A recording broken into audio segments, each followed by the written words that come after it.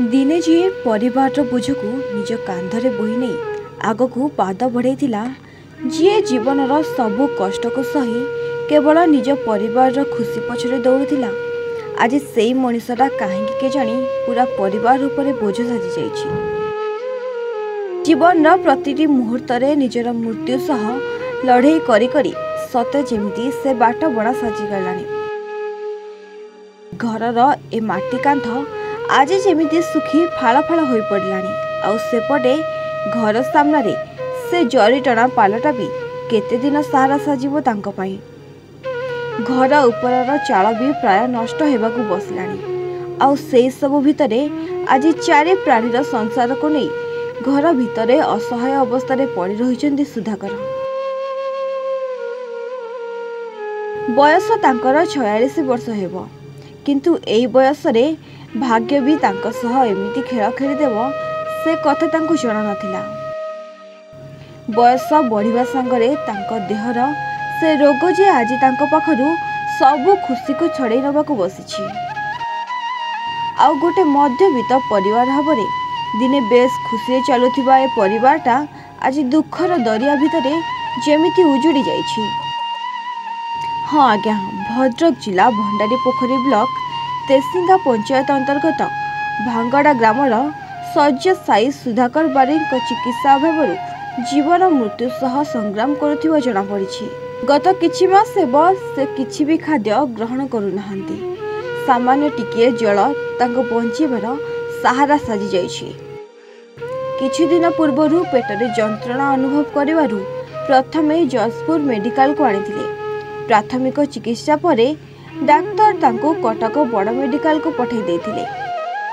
Medical रे उपयुक्त चिकित्सा न मिलिबारु से एक घरोई हॉस्पिटल को आसी चिकित्सा मध्य करिथिले। आउ सेठारे पहुंचिया परे जानिले तांको अग्नाशय रे स्टोन हो जाइछि। ए रोग विषय जानिया परे सते जेमिति तांको मुंडरे चढ़क पड़ी जाइथिला। मागी जाची 2 लाख टंका खर्च करी ऑपरेशन मध्य करिथिले। सेठारु घर को फेरिथिले सुधाकर। घरे किछि दिन भलरे रहिथिले किंतु एबे पुणी थरे तांको देह असुस्थ हेबाकू लागिछि। जहाको नै से एबे जसपुर मेडिकल को आसीथिले।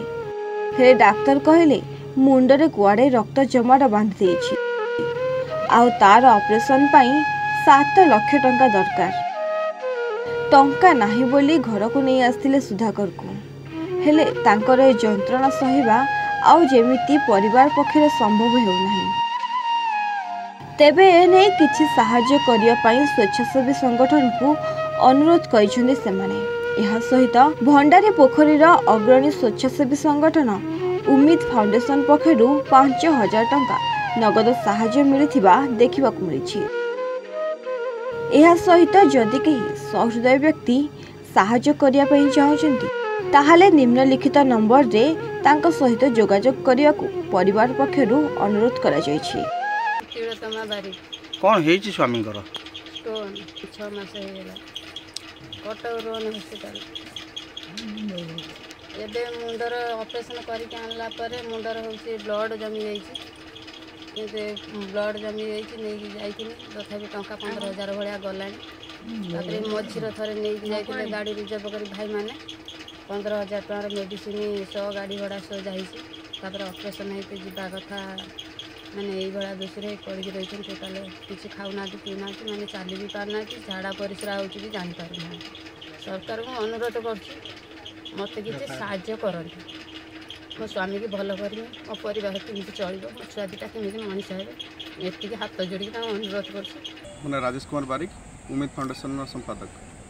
से दिन आम सुधाकर बारिक घर को जाइलु पैनक्रियाटिक स्टोन होता तापर सी बीएसपी कार्ड माध्यम ऑपरेशन होते कौन से घर हॉस्पिटल ता भितर सी गोटे ब्लड नहीं जोटा से ब्लडटा क्लट होता जहाँफल से वर्षे है घरे सज्जाहीन। बर्तमान ताकर खाद्य पानीय तथा मलमूत्र सब प्रकार गोटे प्रकार बंद हो जाए। जड़े 100% भिन्नक्षम बयस 48 परिवार दुख समय पाखर पहुँचतु निज सक्षम अनुसार ताकू किछि साहाय्य करंतु। भंडारी पोखरी प्रभात सामल का report, A1 Odia. Brilliant raise विशुद्ध नड़िया तेल, घन लंबा और पड़ा केशर मूलमंत्र।